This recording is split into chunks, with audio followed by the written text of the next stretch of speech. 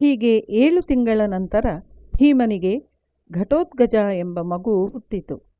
ಯುಧಿಷ್ಠಿರನಿಗಂತೂ ಮಗುವಿನೊಂದಿಗೆ ಎಷ್ಟು ಆಟವಾಡಿದರೂ ಸಾಲದಾಗಿತ್ತು. ಕೊನೆಗೂ ಅವರು ಹಿಡಿಂಬೆಯಿಂದ ಬೇರ್ಪಡುವ ಕಾಲವೂ ಬಂದೇ ಬಿಟ್ಟಿತು. ಭೀಮನು ಮಗುವನ್ನು ಅವಳಿಗೆ ಒಪ್ಪಿಸಿ, ನನ್ನ ಪ್ರತಿರೂಪವಾದ ಇವನನ್ನು ಕಾಪಾಡಿಕೊ, ದುಃಖಿಸಬೇಡ, ನಾನು ಅಪೇಕ್ಷಿಸಿದಾಗ ನಿನ್ನನ್ನು ನೆನೆವೆನು, ನೀನು ಆಗ ಮನೋವೇಗದಿಂದ ಬರಬೇಕು, ಈಗ ನಾವು ಹೋಗುವೆವು ಎಂದು ಅವಳನ್ನು ಬೀಳ್ಕೊಟ್ಟನು. ಹಿಡಿಂಬೆಯು ಭೀಮನನ್ನು ಅಗಲಲಾರದೇ ಅಗಲಿ ಕಣ್ಣೀರಿಡುತ್ತಾ ಹೋದಳು. ಕೃಷ್ಣಾಜಿನವನ್ನು ಮರದ ತೊಗಟೆಯನ್ನು ಧರಿಸಿಕೊಂಡು ಜಡೆಕಟ್ಟಿದ ಕೂದಲುಗಳುಳ್ಳವರಾಗಿ ಕಾಡಿನಿಂದ ಕಾಡಿಗೆ ದಾಟುತ್ತಾ ಭವಿಷ್ಯದಲ್ಲಿ ತಮಗೇನು ಕಾದಿದೆ ಎಂದು ಅರಿಯದವರಾಗಿ ವ್ಯಾಸರ ಅಣತಿಯಂತೆ ಪಾಂಡವರು ಏಕಚಕ್ರ ನಗರದ ಕಡೆಗೆ ಪ್ರಯಾಣ ಮಾಡಿದರು. ಏಕಚಕ್ರ ನಗರವನ್ನು ಸೇರಿದ ಮೇಲೆ ಒಬ್ಬ ಬ್ರಾಹ್ಮಣನ ಮನೆಯಲ್ಲಿ ಉಳಿದುಕೊಂಡು ಭಿಕ್ಷಾಟನೆಯಿಂದ ಜೀವಿಸತೊಡಗಿದರು.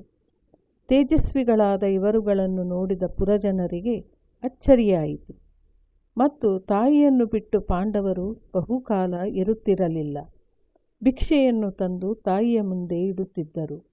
ಕುಂತಿಯು ಕಣ್ಣೀರು ಒರೆಸುತ್ತಾ ಅದರಲ್ಲಿ ಅರ್ಧ ಭಾಗವನ್ನು ಭೀಮನಿಗೆ ಕೊಟ್ಟು ಇನ್ನರ್ಧ ಭಾಗವನ್ನು ಉಳಿದವರೆಲ್ಲರೂ ತಿನ್ನುತ್ತಿದ್ದರು.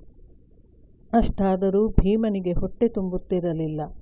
ಆದ್ದರಿಂದ ಭಿಕ್ಷಾಟನೆಯ ಜೀವನವೂ ಅವರನ್ನು ಹಣ್ಣುಗಾಯಿ ನೀರುಗಾಯಿ ಮಾಡಿತು. ಒಂದು ದಿನ ಅವರು ಆಶ್ರಯಿಸಿದ ಬ್ರಾಹ್ಮಣನ ಮನೆಯಲ್ಲಿ ರೋದನ ಕೇಳಿತು.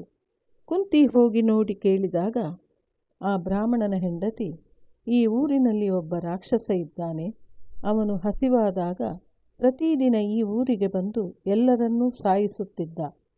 ಆಗ ಊರಿನ ಜನರೆಲ್ಲ ಸೇರಿ ತೀರ್ಮಾನ ಮಾಡಿ ಪ್ರತಿ ವಾರ 1 ಬಂಡಿ ಅನ್ನ ಮತ್ತು ಆ ಕುಟುಂಬದ ಸದಸ್ಯರನ್ನು ನಿನಗೆ ಕೊಡುತ್ತೇವೆ. ನೀನು ಅವರನ್ನು ಮತ್ತು ಅನ್ನವನ್ನು ತಿನ್ನು.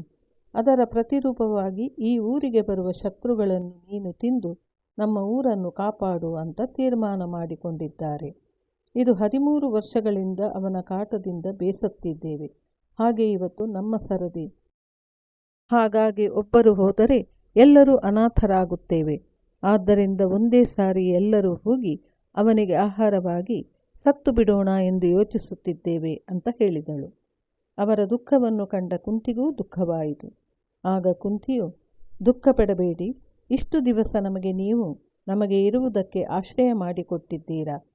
ಹಾಗಾಗಿ ಇವತ್ತು ನಮ್ಮ 5 ಮಕ್ಕಳಲ್ಲಿ ಒಬ್ಬರನ್ನು ಕಳಿಸಿಕೊಡುತ್ತಿದ್ದೇನೆ ಎಂದಳು. ಅದಕ್ಕೆ ಯಜಮಾನತಿ, ಅಯ್ಯೋ, ನೀವು ನಮ್ಮನ್ನು ಆಶ್ರಯಿಸಿ ಬಂದವರು, ಹೇಗೆ ನಿಮ್ಮನ್ನು ಕಳಿಸಬೇಕು? ಕಳಿಸಿದರೆ ಬ್ರಾಹ್ಮಣರಾದ ನಮಗೆ ಪಾಪ ಬರುತ್ತದೆ, ಬೇಡ ಅಂತ ಹೇಳಿದರು. ಅದಕ್ಕೆ ಕುಂತಿ, ನೀವು ನನ್ನ ಭೀಮನ ಪರಾಕ್ರಮ ತಿಳಿದಿಲ್ಲ. ಅವನು ಬಕನನ್ನು ಕೊಂದು ಬರುತ್ತಾನೆ. ನೀವು ಏನೂ ಯೋಚನೆ ಮಾಡದೆ 1 ಬಂಡಿ ಅನ್ನವನ್ನು ಸಿದ್ಧಪಡಿಸಿ. ಆದರೆ ಈ ವಿಚಾರ ಯಾರಿಗೂ ತಿಳಿಸಬಾರದು. ತಿಳಿಸಿದರೆ ಅವನ ಶಕ್ತಿ ಕುಗ್ಗುತ್ತದೆ ಎಂದು ಹೇಳಿ ಅವರಿಗೆ ಒಪ್ಪಿಸಿದಳು. ಕುಂತಿಯು ಎಲ್ಲ ವಿಷಯವನ್ನು ಭೀಮನಿಗೆ ಹೇಳಿದಳು.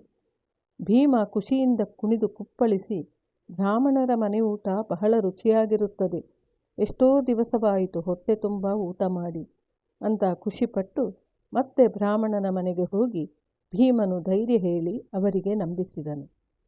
ಇದು ಮುಂದಿನ ಭಾಗದಲ್ಲಿ ಮುಂದುವರಿಯುತ್ತದೆ.